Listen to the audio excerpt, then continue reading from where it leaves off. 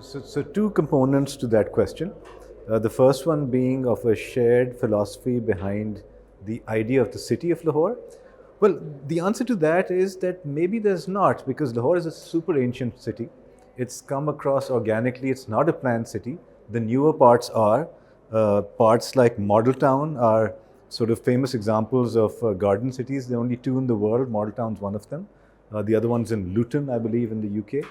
Uh, but Lahore has grown from the original walled city, which grew organically. Uh, Ichra was a separate city, so these things have connected over time. Uh, but for the newer parts of the city, there has to be a philosophy. It just can't be that you create things for developers to make money.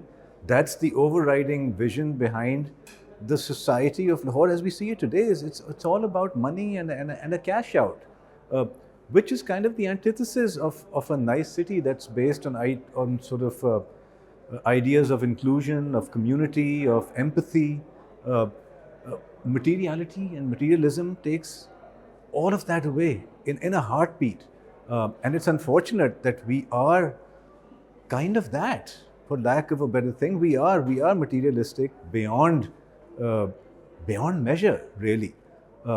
And as far as your second question comes, that is it possible to create a consensus? I believe it is, but for that you really need to understand the various demographics in the city. I think you need to study what kind of people comprise the city. There's a wide array of income, there's a wide array of societal factors. So I think really to understand the beast first, you need to study it really carefully.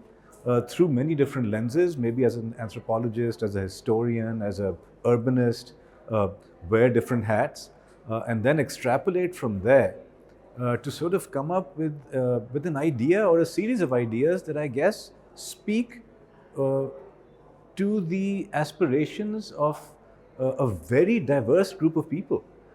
That's the tough part. You can't please everybody, but you can sort of cater to the majority in a way. I think that's the best what urbanists can do, is sort of arrive at a rational conclusion or conclusions based on the various studies that they've done, and then kind of take those and apply them, maybe disseminate that information publicly, get feedback. That's how it's done in the West. I mean, I worked as an architect in the US, and any project of public value had to be presented to the locality.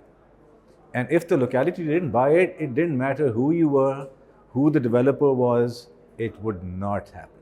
It would not happen. So yeah, so inclusion cities are owned by the people and they're for the people. So the people need to have a voice, which they don't right now at all.